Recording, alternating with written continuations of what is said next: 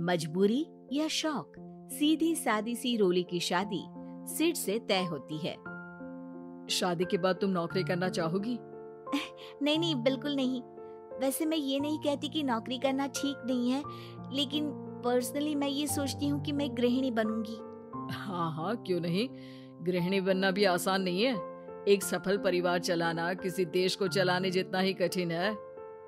रोली को सिड का साथ और बात दोनों अच्छी लगती है, और फिर वो दिन भी आ जाता है जब दोनों की शादी हो जाती है। शादी के बाद ये क्या, सारा दिन किचन कपड़े और चार दीवारों के आगे पीछे घूमती रहती है। जा बाहर निकल कर देख, कितनी स्मार्ट लगती हैं वो औरतें जो नौकरी करती है। हाँ, अच्छी तो लगती है सासू माँ, लेकिन मैं नौकरी नहीं कर सकती। मेरा मन घर के कामों में ही लगता है। अरे मेरी बेटी तो कमाती है, अपने को फिट भी रखती है और सास को भी खूब शॉपिंग करवाती है। अच्छी बात है ना सासू माँ, मैं तो जो है उसी में संतोष मान लेती हूँ। बरकत होनी होगी तो इसी में भी हो जाएगी। ये बोलकर रोली चली जाती है। एक दिन सास की सहेली घर आती है, जहाँ रोली उन्हें चाय के साथ कई तरह के पकवान बनाकर खिलाती है। अरे वाह, तेरी बहू तो बहुत गुणी है, कितना सब बनाकर ले आई।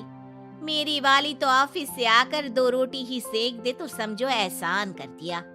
अरे ऐसा ना बोल, तेरे घर में 2 कार, 4 मंजिला मकान, और तेरे लिए जो वो अपने पैसे से साड़ी लाती है वो भी तो कितनी कीमती होती है। अरे मेरी वाली तो बस सारा दिन इन्हीं 2 कमरों को ताजमहल बनाने में लगी रहती है। सहेली चली जाती है। कुछ समय बाद रोली को एक सुंदर सी बेटी होती है। अरे क्या सारा दिन उस बच्चे में लगी रहती है? माँ, मुझे ना 1 मिनट भी छोड़ने का मन नहीं करता। देखिए ना, कितनी प्यारी है। मैं ना इस हर पल को एंजॉय करना चाहती हूँ। अरे हाँ हाँ, हमने भी बच्चे पाले हैं, हम भी जानते हैं कि कितने प्यारे होते हैं, और अपने बच्चे को बढ़ता हुआ देखना कितना अच्छा लगता है। लेकिन एक दिन अचानक और रोली, एक बहुत बड़ी घटना हो गई। एक शॉर्ट सर्किट से पूरी दुकान जल गई। ओह, अब क्या, कुछ समझ में नहीं आ रहा कि कैसे घर चलेगा। घर की पूरी गाड़ी पटरी पर लाने के लिए कई साल लग जाएंगे, और वापस पहले जैसे होने में भी बहुत टाइम लग जाएगा। रोली कुछ सोचती है, फिर अपने 3 महीने के बच्चे को देखती है और कहती है, आप कहे तो मैं नौकरी शुरू कर दूं? माँ मुन्नी को देख लेगी, फिर शाम को तो मैं घर आ ही जाऊंगी। सिड कुछ कहता उससे पहले ही उसकी सास वहां आ जाती है। अरे हाँ हाँ, अब भी तुझे नौकरी करने के लिए पूछना होगा। अरे घर पर इतनी बड़ी विपदा आ गई है, तू है कि बच्चे का मुंह देख रही है। अरे क्या मुझ पर भरोसा नहीं है? अरे नहीं नहीं माँ जी, ऐसा क्यों बोल रही हैं आप? फिर क्या था, सिड से पूछकर 3 महीने की बच्ची को रोली सास के पास छोड़कर चली जाती है। शाम को ऑफिस से आने पर अरे सारा दिन इसने तो चैन नहीं लेने दिया, बस गोदी में ले लेकर घूमती रही। हाथ दर्द हो रहा है। बहू को बहुत गिल्ट फील होता है, लेकिन जब वो घर की हालत देखती है तो चुप रह जाती है। ऑफिस में सहेली कहती है, अरे रोली, तेरी तो बच्ची छोटी है ना, कैसे मैनेज करती है? कैसे मतलब? घर पर रहती है वो अपनी दादी के साथ। ओ यार, कितनी अच्छी है तेरी सास।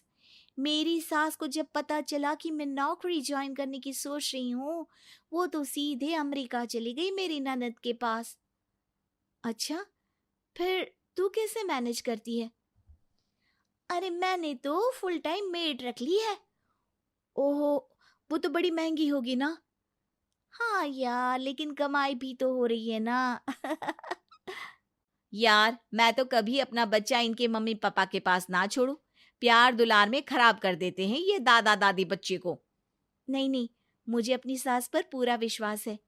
जो मेरे पति को इतनी अच्छी शिक्षा के साथ बड़ा कर सकती हैं, वो मेरी बच्ची को कभी नहीं बिगाड़ेगी। खैर, रोली की इस सोच से उलट पड़ोसियों के बीच हाथ में बच्ची पकड़े रोली की सास कहती है, अरे क्या बताऊं, सारा दिन बहू बाहर रहती है। पहले अपने बच्चे पालो, फिर बच्चों के बच्चे। अरे अपना जीवन तो कुछ रहा ही नहीं। अरे नहाने भी जाती हूँ ना तो इसे साथ रखती हूँ, कल को कहीं गिर गई या चोट लग गई तो बहू तो हमारी खाल उखाड़ लेगी ना। अरे ऐसा भी क्या डरना बहू से, नौकरी थोड़ी की है उसकी। अब क्या बताऊं, पढ़ी लिखी लड़कियां हैं आजकल की। चलो चलती हूँ, सब्जी बनाने का वक्त हो गया है। बच्चे आएंगे तो खाना तो बना मिले।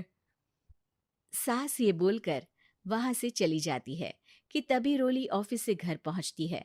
बाहर पड़ोसियों को देखकर, नमस्ते आंटी जी, कैसी हैं आप? अरे बहुत अच्छी हूँ, लेकिन तेरी किस्मत तो सबसे अच्छी है। क्या सास पाई है, मोती दान किए होंगे तूने। तेरा बच्चा भी देखती है, खाना भी बनाती है। बेचारी बहुत काम करती है तेरी सास। हाँ आंटी, सही बोल रही हैं आप। अब ऑफिस भी दूर है तो आने जाने में वक्त चला जाता है। खैर चलती हूँ। हाँ हाँ बेटा जाओ, गर्मा गर्म खाना खाओ।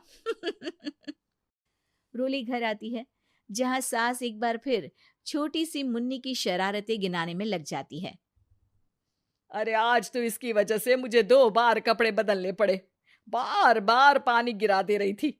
दोपहर में थोड़ा सोचा कि आराम कर लूं तो दूध के लिए रोने लगी। हाय, मैं तो परेशान ही हो गई। रोली को सास की बात अब कुछ अजीब लगती है, पर वो जल्दी से कपड़े बदलकर किचन में जाकर रोटियां बनाने लगती है। सारा महीना काम करने के बाद रोली को सैलरी मिलती है। वो पैसे लेकर सीधे सास के पास जाती है।